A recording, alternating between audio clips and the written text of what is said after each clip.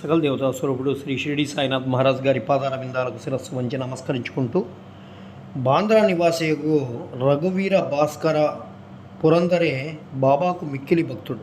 అతడు ఒకనాడు భార్యతో షిరిడి బయలుదేరుతూ ఉన్నాడు. ఆత్మారాముని భార్య పెద్ద వంకాయల రెండింటిని మిగుల ప్రేమతో తెచ్చి పురందరుని భార్య చేతికిచ్చి ఒక వంకాయతో పెరుగు పచ్చడిని రెండవ దాంతో వేపుడు చేసి బాబాకు వడ్డించమని వేడుకుంటుంది. షిరిడి చేరిన వెంటనే పురందరుని భార్య వంకాయ పెరుగు పచ్చడి మాత్రం చేసి బాబా భోజనము కూర్చున్నప్పుడు తీసుకొని వెళ్తుంది.